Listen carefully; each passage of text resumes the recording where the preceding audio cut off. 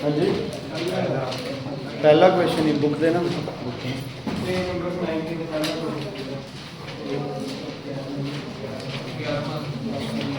Thermometer है वो। Page number कौन सा? 11th क्वेश्चन, 4th भी, 12th भी। चलो ये तीनों क्वेश्चन मैंने इस हिसाब से दिए थे बेटा कि ये अगर 3 क्वेश्चन तुम कर लोगे तो तुम ये समझ लो भी ये अपना पूरा चैप्टर रिवाइज हो जाएगा, कंप्लीट हो जाएगा। ठीक है, ध्यान से सुनना बच्चे। 4th क्वेश्चन कह रहा है एक यूनिफॉर्म मीटर रूल है आपके पास, 0 से कहां तक है बच्चे?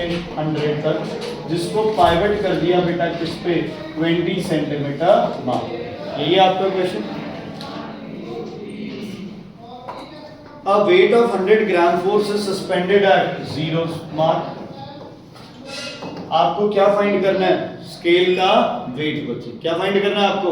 स्केल का वेट। हाँ जी बेटा बताओ, स्केल का वेट कहाँ एक्ट करेगा? कहाँ एक्ट करेगा? सेंटर ऑफ ग्रेविटी पे। कहाँ है इसका सेंटर ऑफ ग्रेविटी? 50 पे। तो 50 पे आपका क्या एक्ट करेगा? वेट। कितना वेट है? x। ये पता नहीं, किसका डाउट है बच्चे? ये 4th क्वेश्चन। हाँ जी बच्चे, अब हो जाएगा। कैसे लिखोगे? 100 into 20 equals to x into 10। Very good, क्योंकि 50 जो b गए 10 होंगे। ठीक है, क्लियर है? क्या होगा बच्चे? 100 into 20 equals to x into 30। हर डिस्टेंस कहां से लेना है? फलक्रम से या फिर कहां से? पाइवट पॉइंट से। फलक्रम से या फिर कहां से? पाइवट पॉइंट से। ठीक है, क्लियर बेटा? अगला क्वेश्चन है 11th। A metre scale of mass 140 kg। आपके पास एक मीटर स्केल है बेटा, इसका मास है 140 kg। तो मैंने क्या किया? 50 पे लगा दिया 140 kg। मैंने देखा ही नहीं कि मीटर स्केल यूनिफॉर्म था या नॉन यूनिफॉर्म। ये कह रहा है has a centre of mass at 49.5। तो ये 50 पे नहीं होगा, कितने पे होगा? 49.5। ग्राम की जगह क्या लिखना है? ग्राम। अच्छा, क्या ये स्केल यूनिफॉर्म है या नहीं है बेटा? ये यूनिफॉर्म है या नहीं है? नहीं है। यूनिफॉर्म होता तो कितने पे होती सेंटर ऑफ ग्रेविटी? 50 पे। चलो आगे ये कह रहा है this metre scale is supported at the centre of mass using a knife edge of mass 20 kg। यहाँ एक नाइफ एज भी लगा दिया आपने, फलक्रम लगा दिया, और इसका मास कितना है बच्चे?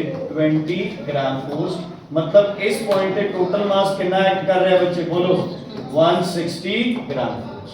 ठीक है, ठीक, क्लियर बेटा? जे 1000 भी ਹੁੰਦਾ ਤਾਂ कोई फर्क नहीं पैना ਸੀ। क्यों?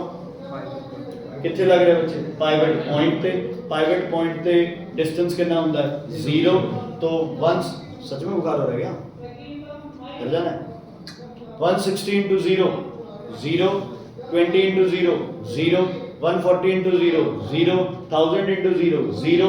तो फलक्रम पे या बैलेंस पॉइंट पे कोई भी अगर लग रहा है तो उसे कंसीडर नहीं करना। ये सिर्फ हमें क्या किया जा रहा है? गुमराह किया जा रहा है, और हमने गुमराह नहीं होना बच्चे, क्योंकि अटेम्प्ट ही नहीं करना पेपर में।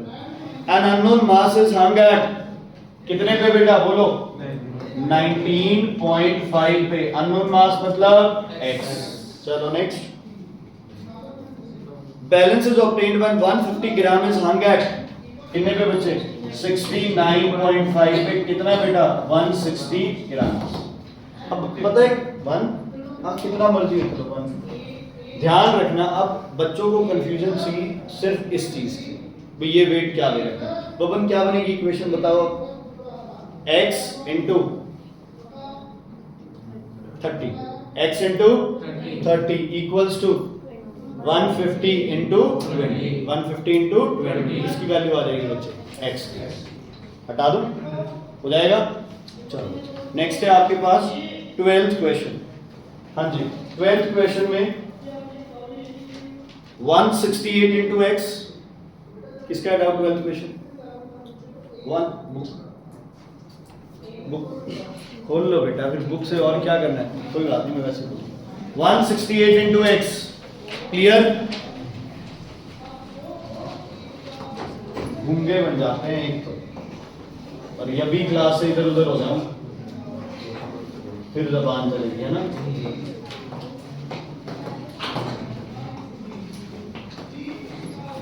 की डाउट है बेटा इस क्वेश्चन में? दसो। ये कितना हो जाएगा 120 माइनस x, क्या बनेगी statement 168 into x equals to 272 into 120 minus x। ठीक है, जो भी आंसर और बोलो बच्चे कौन सा हो गए? और कोई डाउट आगे? रेशियो वाले क्वेश्चंस आएंगे, काइनेटिक एनर्जी वाला और वो था ना रेशियो वाला, वो क्वेश्चन इंपॉर्टेंट है बच्चे, वो क्वेश्चंस आएंगे, ध्यान रखना। ठीक है, क्लियर? आगे बढ़े। सुनो बच्चे, कल अपन ने एक चीज पढ़ी थी, कल अपन ने ये पढ़ा था कि अगर फ्रिक्शन है तो मैकेनिकल एनर्जी सेम नहीं रहती, अगर फ्रिक्शन नहीं है तो मैकेनिकल एनर्जी सेम रहती है।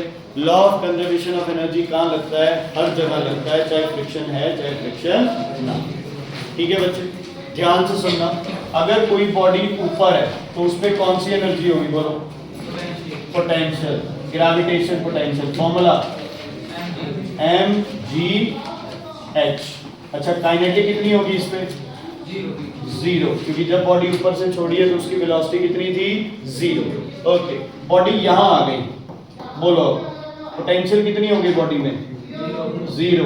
काइनेटिक कितनी होगी बेटा? Half mv² equals to mgh, क्योंकि v² बराबर होता है 2gh के। v² equals to u² plus 2as होता है, तो ये किसके बराबर होता है? 2gh। बाकी अपने को ज्यादा डिटेलिंग नहीं, बस इतना ही लिख दो, half mv² equals to mgh equals to mgh। ठीक है, थोड़ा सा इसमें ट्रिक भी है, अगर आप m से n कैंसिल कर दो और 2 उधर ले जाओ तो v² की वैल्यू कितनी आती है? 2gh, बस वही मैंने ब्रैकेट में लिख दी v² 2gh। ठीक है, क्लियर है? ठीक है, अगर बॉडी आ गई आधे रास्ते, हाइट है आपकी h/2, तो ऊपर से कितना डिस्टेंस ट्रेवल किया है इसने? h/2। हाँ जी, पोटेंशियल एनर्जी बताओ कितनी होगी? mgh था तो की लिखना बच्चे? h/2। अच्छा, काइनेटिक कितनी होगी? टोटल एनर्जी कितनी थी? टोटल एनर्जी कितनी थी? mgh प्लस 0 कितनी थी? mgh। Total energy mgh plus 0 mgh। कैसा लग रहा है? ऐसे भी करो, हद हो गई यार, क्लास में बैठो, ढंग से बैठो। हाँ जी, पोटेंशियल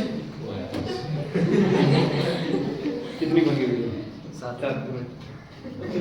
पोटेंशियल 0, काइनेटिक क्या हो गई? mgh। पोटेंशियल 0, काइनेटिक क्या हो गई? mgh।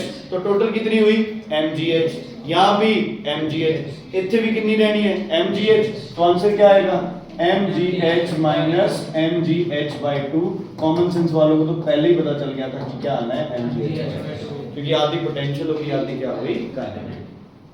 क्लियर है बेटा? ये किसका केस आता है? फ्री फॉल का, law of conservation of energy when the body falls freely. ऊपर पोटेंशियल mgh, नीचे काइनेटिक mgh, बीच में पोटेंशियल आधी, काइनेटिक आधी। ठीक है, लेकिन इस क्वेश्चन को ऐसे नहीं, थोड़ा सा इस क्वेश्चन में ट्विस्ट है बच्चे। अगर ये डिस्टेंस है मान लो x, है ना, तो ये कितना रहेगा बच्चे? h minus x। अच्छा, पोटेंशियल की वैल्यू कितनी होगी बोलो? mg। हाँ, पोटेंशियल उत्तो लेने ना भाई, उत्तो कितनी थल्ली है बॉडी, जे मैं ग्राउंड ते है तो मैं उत्तो तक कितना ज्यादा डिस्टेंस ते मेरी पोटेंशियल एनर्जी मैक्सिमम हो गई। कितना बच्चे? x। काइनेटिक एनर्जी क्या होगी बेटा बोलो? देखो, तुम्हें लिखना तो डायरेक्ट है ना, अगर याद रह जाए तो ये होगी mg, कितना बचा है बच्चे? h minus x। लेकिन अगर किसी बच्चे को नहीं याद रहता है ऐसा, तो हम क्या करेंगे? इधर करके देख लो, mgh माइनस mgx। एक केडी एनर्जी सी टोटल, एक केडी एनर्जी है बच्चे? पोटेंशियल कितनी आ गई? mgh minus x। इनको कर दो रब, टोटल एनर्जी कितनी है? mgh। पोटेंशियल कितनी आ गई? mgx। तो kinetic mgh minus mgx, mg common h minus x, है ना। आपने तो ये निकाला है आंसर, लेकिन हम शो क्या करेंगे कि इन दोनों को ऐड करने पे आंसर क्या आ जाएगा? mgh। इनको भी क्या आ जाएगा? mgh। यहां भी क्या आ गया? mgh। अच्छा, एक पेंडुलम मूव कर रहा है, यहाँ पे कौन सी एनर्जी होगी? कितनी? mgh। यहाँ काइनेटिक कितनी? mgh। यहाँ कितनी? mgh। बीच में कहीं दोनों में डिवाइड हो जाएगी, mgh/2 और दूसरी भी mgh/2। अगर एक हो गई mgh/3 तो दूसरी की होगी 2mgh/3, है ना? कितनी होगी? 2mgh। वो उतने पोर्शन में क्या हो जाएगी? डिवाइड हो जाएगी। हाइट के साथ पोटेंशियल एनर्जी क्या करती है? इंक्रीज। काइनेटिक एनर्जी क्या करती है? डिक्रीज। जितने हाइट अद्धी होगी उतने पोटेंशियल से काइनेटिक की हो जानी है बराबर। क्या हो जानी है? बराबर। हाइट के साथ क्या बढ़ती है? पोटेंशियल। हाइट के साथ क्या कम होती है? काइनेटिक। दोनों बराबर कितने होंगी? जितने हाइट की रहेगी बच्चे, हाँ, क्योंकि टोटल एनर्जी क्या रहनी है? mgh। क्या रहनी है बच्चे? mgh। समझ आ गई? कोई दिक्कत कोई परेशानी इसमें तो बताइए। क्लियर? ठीक है, पेंडुलम का और इसका, इन दोनों में से एक केस मैम डालते हैं। ठीक है, बोर्ड के पेपर में ऐसे सीधा क्वेश्चन नहीं आएगा, इसका कुछ प्रैक्टिकल आएगा, बट ऐसे कि अब स्कूल में टीचर प्रैक्टिस करवाते हैं, पहले ये तो पता हो, इस पे एप्लीकेशन तो बात की बात है। समझ आ गई? क्लियर है? नहीं है तो मैं दोबारा कराऊं बच्चे? क्लियर है? ओके। काइनेटिक एनर्जी और मास का क्या रिलेशन है बच्चे आपस में? Directly, inversely? बोल रहे डायरेक्टली, है ना? क्या? डायरेक्टली। लेकिन एक मोमेंटम होता है जिसका होता है फॉर्मूला m/v। लास्ट ईयर था ये। क्या था फॉर्मूला बच्चे? m/v। यहां से v का फॉर्मूला क्या होगा? p/m। बोलो बच्चे, क्या होगा v का फॉर्मूला? p/m। यहां पुट कर देता हूं मैं, k equals to half m p²/m²। m से m cancel. k equals to p²/2m। वो दो रिलेशन हो गए। एक के अंदर काइनेटिक एनर्जी मास से की है डायरेक्टली प्रोपोर्शनल, एक के अंदर काइनेटिक से की है बच्चे इनवर्सली प्रोपोर्शनल। तो काइनेटिक एनर्जी जनरली मास के क्या रहेगी? Directly proportional.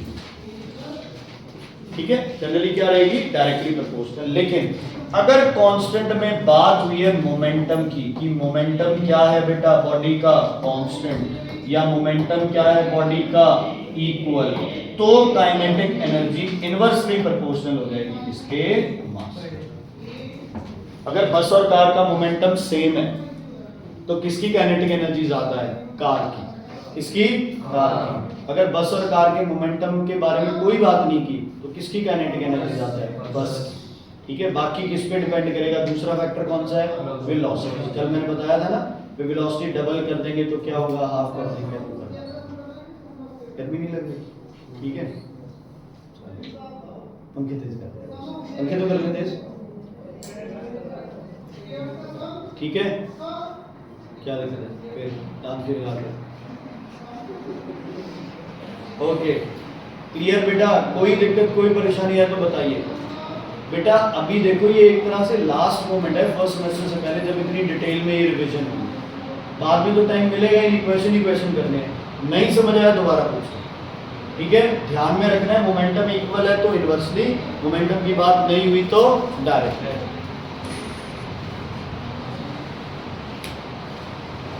ठीक, डन।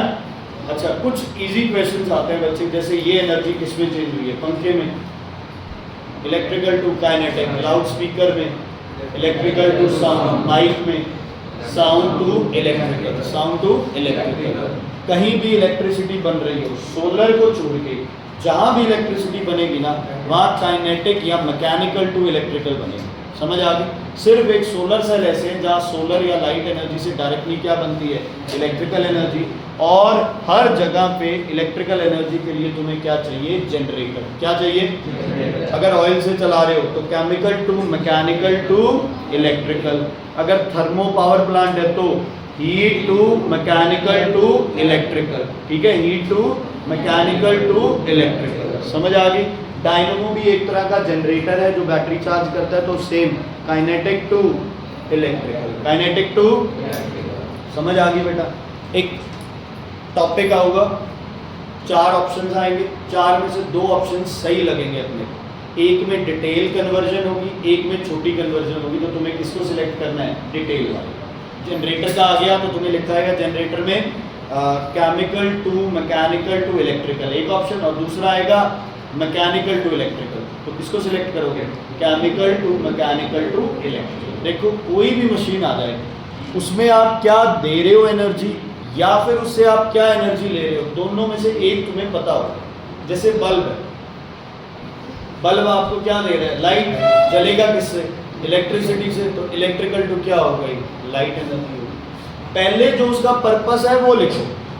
हाँ, एक और चीज, बल्ब पहले हीट होता है, फिर क्या प्रोड्यूस करता है? लाइट। ये याद रखना, कोई भी चीज जो लाइट प्रोड्यूस करती है ना, पहले उसे इलेक्ट्रिसिटी क्या करती है? हीट। उसके बाद वो क्या प्रोड्यूस करता है? Light produce. Is it clear बच्चे? कोई दिक्कत, कोई परेशानी नहीं? ठीक है, तो ये छोटे क्वेश्चंस आपके आ सकते हैं। अगला चैप्टर आपका जो इम्पोर्टेंट है बच्चे, वो थर्ड चैप्टर है, and the chapter name is machines. क्या है बच्चे name of the chapter? Machine. ठीक है, हाँ जी, चैप्टर नेम मशीन। ओके, बताओ मशीन चैप्टर में से कोई दो चीजें याद है? एमए क्या था बेटा? Load upon effort. वीआर क्या था बच्चे? Distance of effort upon distance of load. ये याद रखना बच्चे। Mechanical advantage is ratio of load and effort, and velocity ratio is a ratio between distance of effort upon distance of load. Distance of effort upon distance of load. समझ आ गई बच्चे? Clear है? कोई दिक्कत, कोई परेशानी नहीं। वैल्यूज दोनों की लगभग की रहनी है सेम। अच्छा, एक मैंने दसो एफिशिएंसी का फॉर्मूला की सी बेटा? Work output upon work input, या फिर power output upon power input, या फिर mechanical advantage upon velocity ratio. अगर चाहिए परसेंटेज में तो सबको किससे मल्टीप्लाई कर दो बच्चे? अगर एफिशिएंसी चाहिए परसेंटेज में तो सबको किससे मल्टीप्लाई कर दो बेटा? 100 से। इससे 100। तो efficiency work output upon work input into 100, power output upon input MA upon VR. अच्छा, ध्यान रखो, एफिशिएंसी 1 से ज्यादा हो सकती है कभी? 1 हो सकती है एफिशिएंसी। 1 का मतलब कितना परसेंट? 100%। अगर फ्रैक्शन की वैल्यू 1 है, उसका मतलब कितना परसेंट है? 100%। कितना परसेंट है? क्या चाहिए?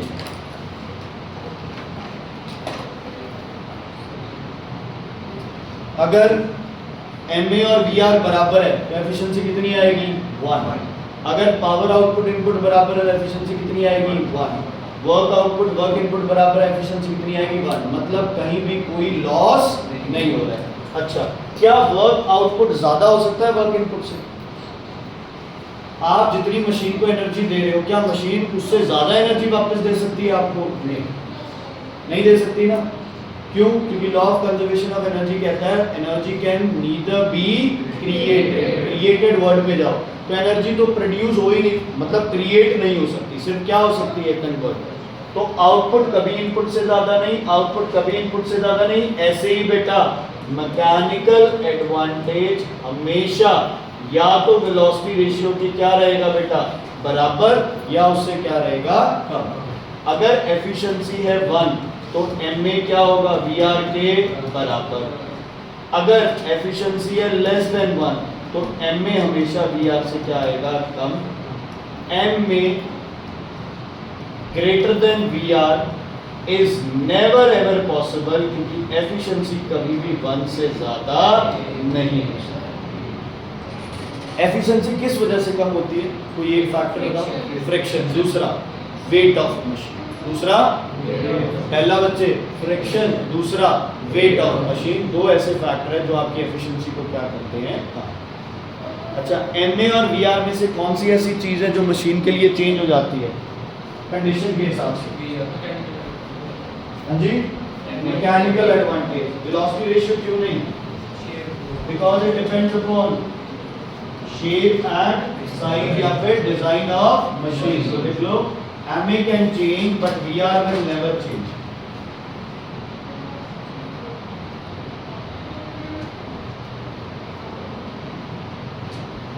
अगर बच्चे आपकी एफिशिएंसी कम हो रही है ना, तो समझ लो क्या कम हो रहा है तुम्हारा?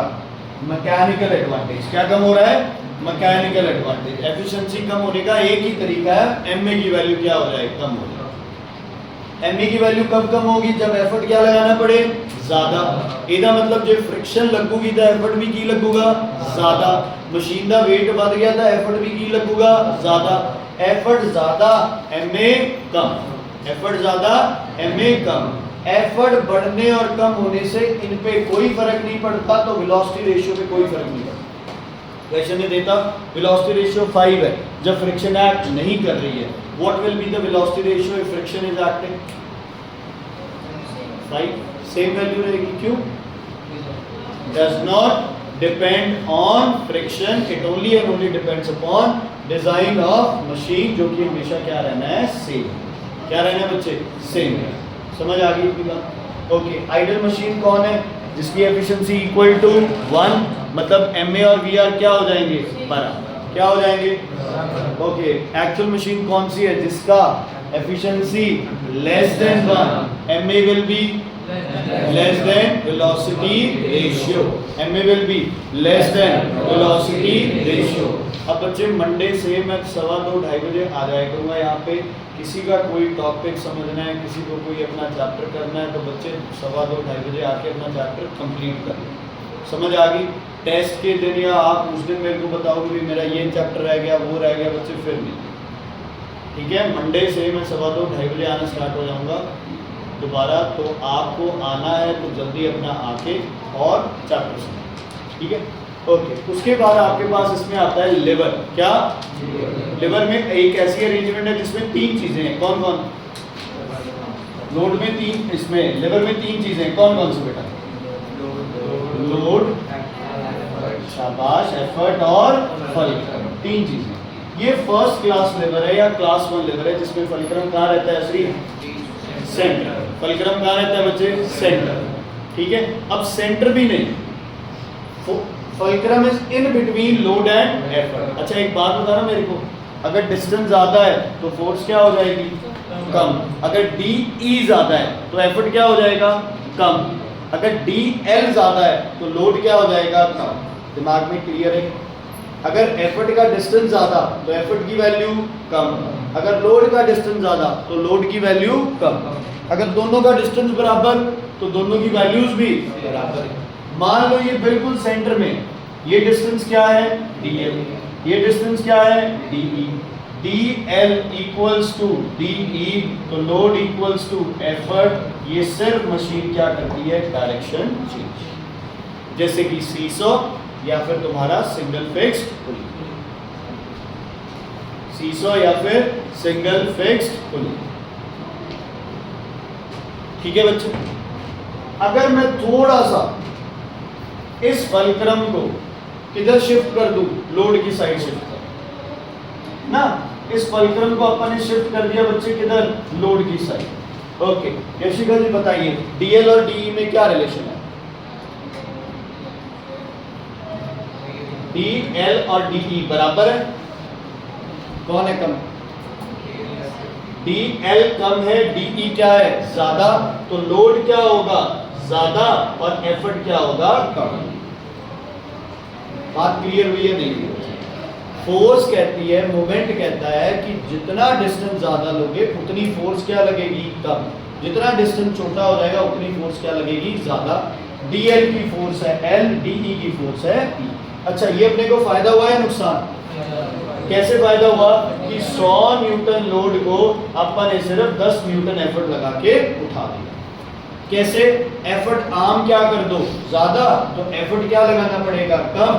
अब बताओ एमए की वैल्यू क्या आएगी? Load upon effort. Load effort से क्या है बेटा?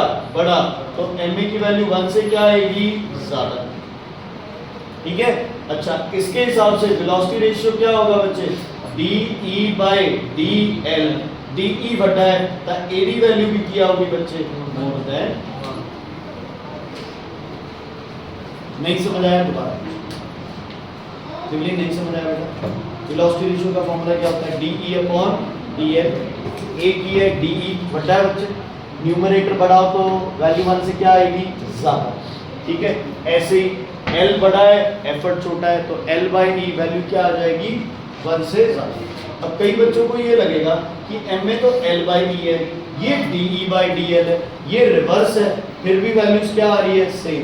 क्योंकि हमने क्या किया, DE और E आपस में क्या है बच्चे? रिवर्स। आपस में क्या है?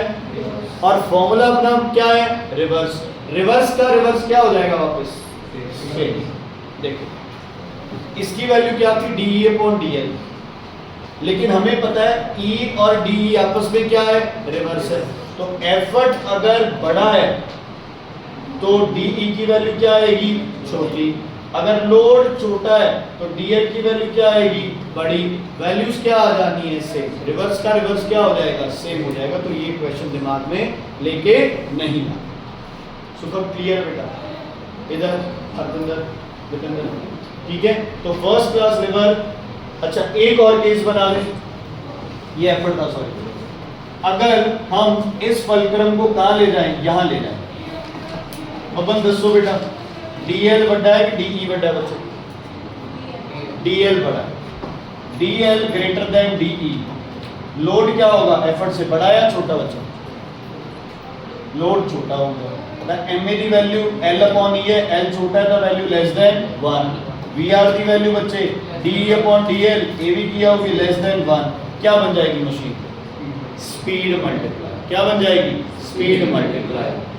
पता है कई बच्चे इसको कैसे सोचते हैं? कई बच्चे सोचते हैं मशीन ने हमारा लोड कम कर दिया। नहीं, तुम क्या लोड थोड़ी लगा रहे हो, तुम क्या लगा रहे हो? एफर्ट। मशीन ने तुम्हारा एफर्ट क्या कर दिया?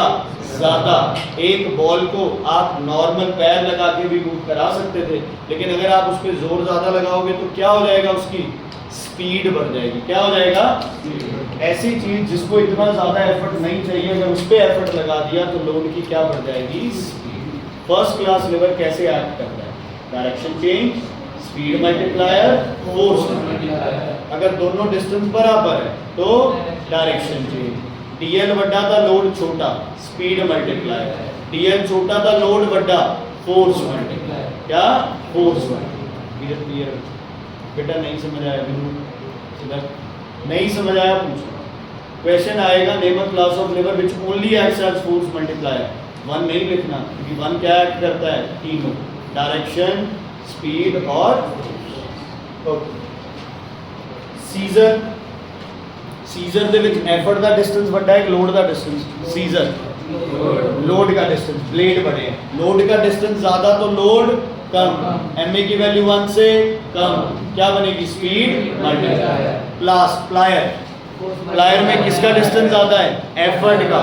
एफर्ट का डिस्टेंस ज्यादा तो एफर्ट कम, एफर्ट कम तो लोड ज्यादा, लोड ज्यादा तो MA की वैल्यू मोर देन 1। ठीक है? क्लियर है? कोई दिक्कत, कोई परेशानी? अब क्लास 2 लेवल में कौन सेंटर में आ जाएगा बच्चे? लोड आ जाएगा, याद रखना बच्चे। ठीक है? FLE फ्ली होता है इसका। क्या होता है? फ्ली। क्या होता है कोड? फ्ली। क्या? FLE। ठीक है? तो L बीच में आएगा। हाँ जी, इतने केस बनूंगा DL ते DE बराबर का। हमेशा जेड़ा DE है वो DL तो की रहूगा बच्चे, बड़ा रहूगा। तो DE will always be greater than DL। किसी को नहीं समझ आया तो पूछो। सांची?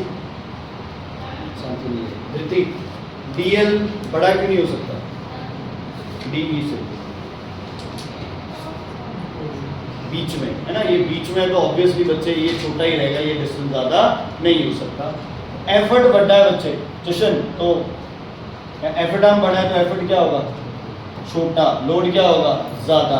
तो मैकेनिकल एडवांटेज क्या आएगा? More than 1, less than 1?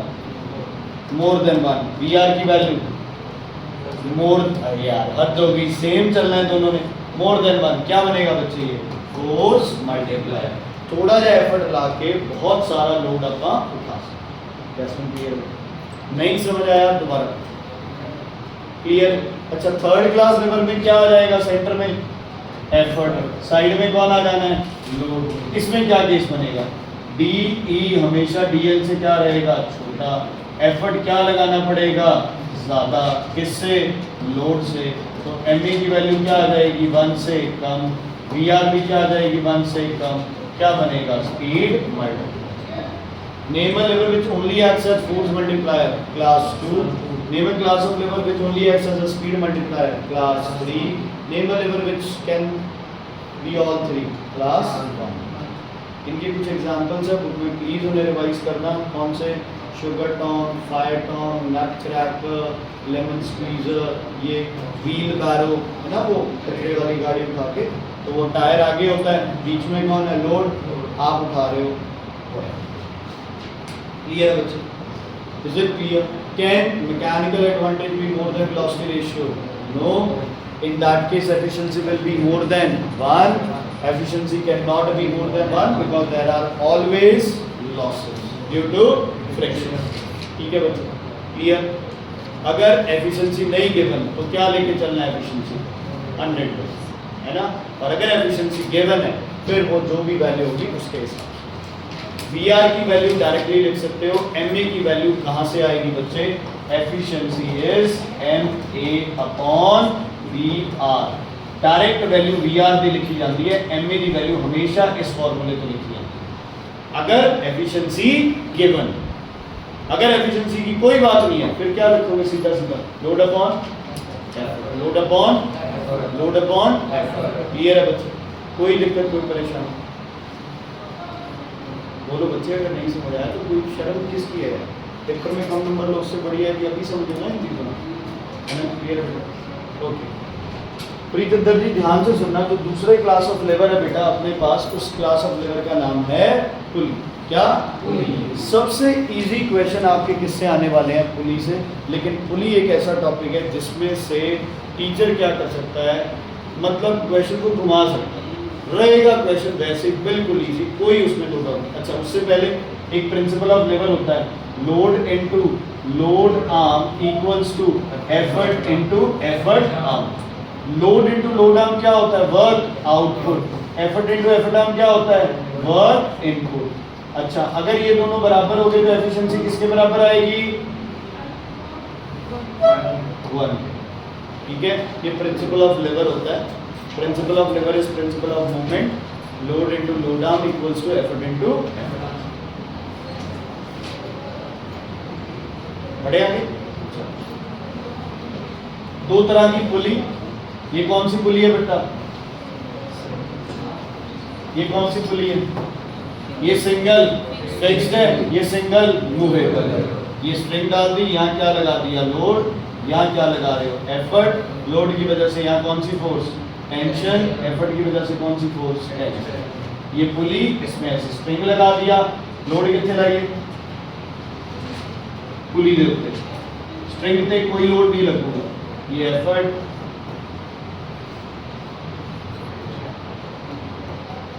ਹੁਣ ਜੇ ਪੁਲੀ ਦਾ ਵਜ਼ਨ ਜ਼ਿਆਦਾ ਹੋਇਆ ਤਾਂ ਆਪਾਂ ਨੂੰ ਕੀ ਜ਼ਿਆਦਾ ਲਾਉਣਾ ਪਊਗਾ ਬੱਚੇ? ਐਫਰਟ। ਕੀ ਵੱਧ ਜੂਗਾ ਆਪਣਾ ਜਾਂ ਘਟ ਜੂਗਾ? ਐਫਰਟ ਵੱਧ ਗਿਆ ਤਾਂ ਕੀ ਵਧੂ ਘਟੂਗਾ ਆਪਣਾ? ਐਫਰਟ ਵੱਧ ਗਿਆ ਤਾਂ ਕੀ ਘਟੂਗਾ? ਲੋਡ ਘਟ ਜੂਗਾ। ਐਫਰਟ ਵੱਧ ਗਿਆ ਤਾਂ बोल के एफर्ट बढ़ गया तो मैकेनिकल एडवांटेज क्या हो जाएगा? कम। एफिशिएंसी क्या हो जाएगी? कम। इसीलिए वेट ऑफ मशीन भी क्या करता है? अपनी एफिशिएंसी को कम कर देता है। एफर्ट ज्यादा लाना होगा ना बच्चे, जितने एफर्ट बढ़ गया होते हैं एमए की वैल्यू की हो जाएगी, घट जाएगी। अच्छा, अगर वेट ऑफ पुली डबल कर दिया तो वीआर क्या होगा? No change. क्यों no change? Depends upon design. Weight of pulley, friction वगैरह पे वीआर डिपेंड नहीं करता। हाँ जी बोलो बच्चे, लोड की वैल्यू कितनी होगी यहाँ पे? लोड किस पे है? स्ट्रिंग पे। स्ट्रिंग की फोर्स टी। एफर्ट किस पे है? स्ट्रिंग पे, फोर्स टी। एमए की वैल्यू कितनी आ जाएगी बेटा? 1। वीआर की वैल्यू किਵੇਂ पता लगूगी? जे इधरों एक्स खिंच ली स्ट्रिंग है ना, मैं एक स्ट्रिंग है दीपिंदर ਨੂੰ ਫੜਾ ਰੱਖਿਆ ਉਹਦਾ ਦੂਜਾ ਇੱਕ ਐਂਡ ਮੇਰੇ ਕੋਲੇ, ਜੇ मैं एक्स खिंचूंगा इधर तो दीपिंदर कितना मेरे वाला होगा? ठीक है, तो DE और DL क्या हो गए? दोनों बराबर। VR की वैल्यू हुई 1। मशीन कैसे एक्ट करेगी बोलो? चेंज इन डायरेक्शन, ना फोर्स मल्टीप्लायर ना स्पीड मल्टीप्लायर। ठीक है बच्चों, क्लियर? नहीं समझ आया दोबारा। अगर एफिशिएंसी गिवन होती, VR अभी भी क्या लिखना था तुमने? 1। MA की वैल्यू फिर एफिशिएंसी के हिसाब से कम ज्यादा हो जाती, वो चलेगा। ठीक है बेटा, किसकी वैल्यू डायरेक्ट लिखनी है बच्चे? Velocity ratio. क्या चेंज हो सकता है? मैकेनिकल। अच्छा, इस लोड, ये लोड किस स्ट्रिंग से जुड़ा हुआ बताओ?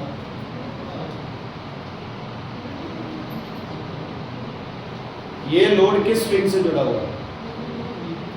खेती किसी से भी। वाह शाबाश,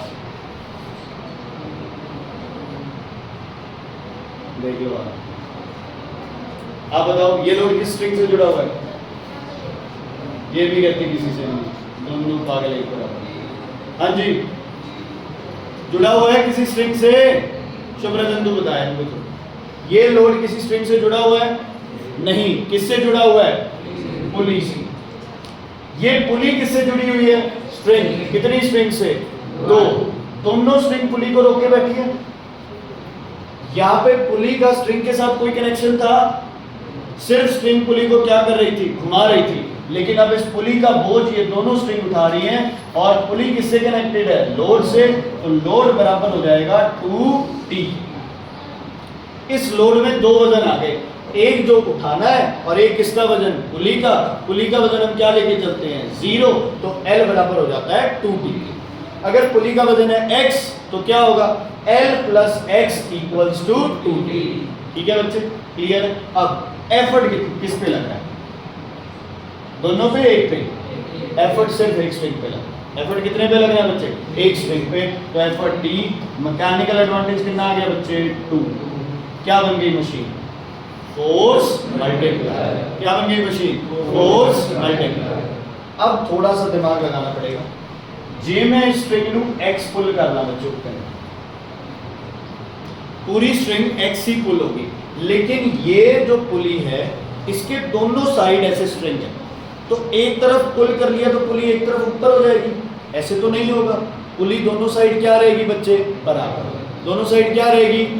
तो जितनी स्ट्रिंग मैं पुल करूंगा उतनी स्ट्रिंग दोनों साइड एडजस्ट होगी। मैं था एक स्ट्रिंग पुल करके बाहर काटती, लेकिन एक की होगी बच्चे, दोनों साइड एडजस्ट होगी। इधर कितना होगा? x/2, इधर कितना होगा? x/2, क्योंकि स्ट्रिंग कितनी सी बच्चे? 2। तो लोड भी ऊपर कितना उठेगा? x/2, क्योंकि पुली हो गई चाहे लोड हो गई एक ही बात। नहीं समझ आया? दोबारा मान लो यहाँ 3 स्ट्रिंग होती तो कितने में डिवाइड हो जाता? x/3। 4 होती तो x/4। 5 होती तो x/5। ये लोड कितनी पुली से जुड़ा हुआ है उन सब की स्ट्रिंग को आपने कंसीडर करना। बोल बच्चे बोल। नहीं समझ आया? आगे समझ फिर उसी की बात। हाँ जी जितेश जी, क्लियर है? कोई दिक्कत कोई प्रॉब्लम? इसके बाद एक सिस्टम आता है बच्चे जिसको बोलते हैं block and tackle system. Very important. कौन सा सिस्टम? Block and tackle. ਇਹਦੇ ਵਿੱਚ नंबर ऑफ पुली किदे बराबर होता है? वेलोसिटी रेशियो दे। 2n वाला दिमाग से निकाल दो। मेरे पेपर तक 2n वाला दिमाग से निकाल दो। वो 2n वो है ही नहीं, तुमने पढ़ा ही नहीं है कभी। समझ आ गई? ठीक है।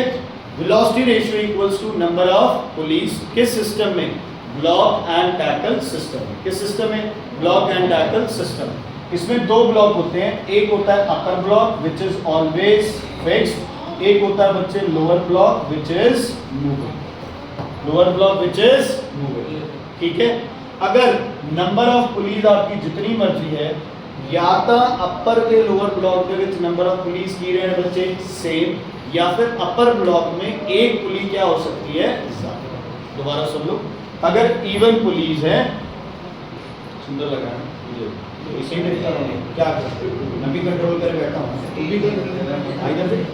सुनो बच्चे, अगर आपके पास टोटल पुलिस कितनी है बच्चे? मान लो 4 है, इवन है, तो 2 ऊपर 2 नीचे, 6, 3 3, 8 4 4।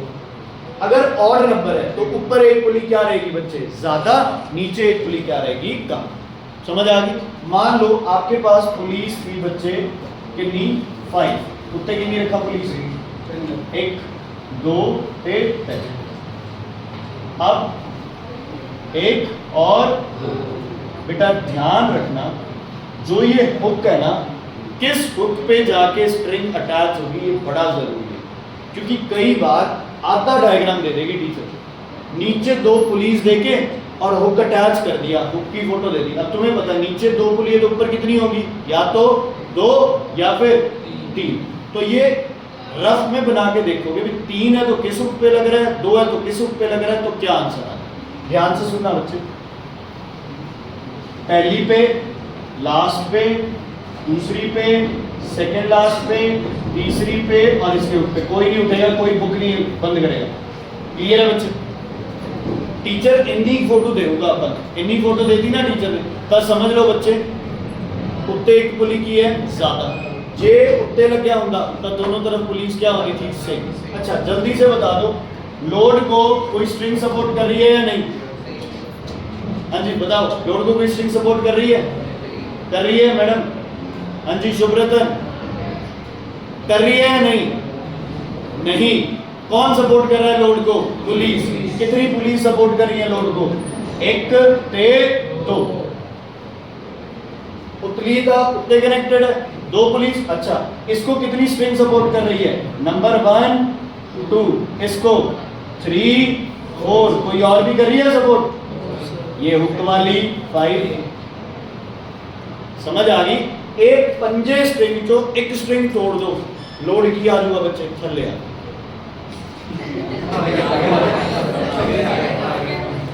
ठीक है, क्लियर है बेटा? तो लोड क्या हो गया बेटा?